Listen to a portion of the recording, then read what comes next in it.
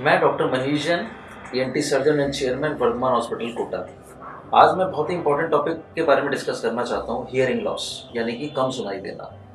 पहले हम ये मानते थे कम सुनाई देने का मतलब कोई वृद्धावस्था में कोई कम सुनाई दे रहा है या कुछ हो रहा है, लेकिन आजकल के ज़माने में जिस दिन से बच्चा पैदा होता है उसी दिन से माँ बाप और चिकित्सक बहुत ही कीन होते हैं, बहुत ही ध्यान से देखते हैं क्या बच्चा सुन पा रहा है या नहीं सुन पा रहा है, क्योंकि इस सुनने का ही कनेक्शन उसके बोलने से और भविष्य से है। तो आजकल इस तरह के डिवाइसेस आ गए हैं जिससे हम बच्चा पैदा होते ही भी हम पहचान सकते हैं कि उसको सुनाई दे रहा है या नहीं दे रहा है। और अगर ये फैसिलिटीज़ किसी भी इंस्टीट्यूट में नहीं है तो घर जाके अगले 1-2 महीने, बच्चे के पैदा होने से 2 या 3 महीने में माँ बाप को पता लग जाता है कि बच्चे को सुनाई नहीं दे रहा है और वो तुरंत हमसे संपर्क करते हैं। इसके बहुत कारण हैं। मुख्य कारण तो हमको पता है कि वृद्धावस्था में नस कमज़ोर हो जाना, ये तो बहुत ही कॉमन है।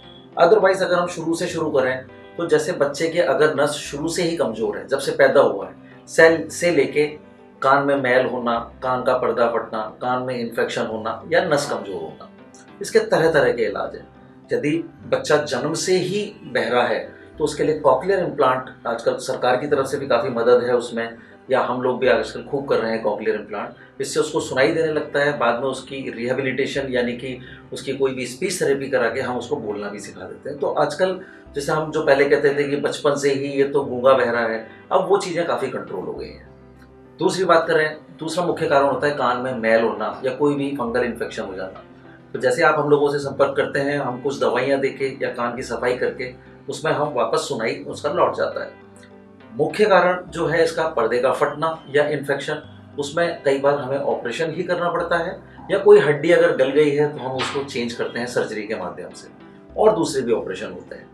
और फाइनली अगर वृद्धावस्था है या नस कमज़ोर हो गई है तो हमको हियरिंग एड्स यानी कि कान में सुनने की मशीन लगानी पड़ती है। मशीन भी आजकल बहुत तरीके की आती है, सस्ती से सस्ती भी है जिसमें गवर्नमेंट की तरफ से एड भी होती है, और काफ़ी डिजिटल जो कि जिसको मॉडर्नाइज चाहिए होती है कि भाई हमको मशीन दिखनी भी नहीं चाहिए, कान के अंदर होनी चाहिए, वाटरप्रूफ होनी चाहिए, आप जैसी चाहें उस तरह की मशीन होती है। लेकिन इसको लगाने से आप ये देखिए कि आदमी जो नहीं सुन पा रहा है, जो मुख्य धारा से हट जाता है वो भी बीच में आ जाता है। तो ये बहुत ही गंभीर विषय है, नहीं सुनना, और इसको कभी भी नज़रअंदाज नहीं करना चाहिए, चाहे बच्चा पैदा हो से लेकर वृद्धावस्था तक। आप तुरंत अपने ईएनटी सर्जन से संपर्क करें, उसको जैसा अच्छा लगेगा, या तो ऑपरेबल या मेडिसिन या कुछ भी कर सकता है।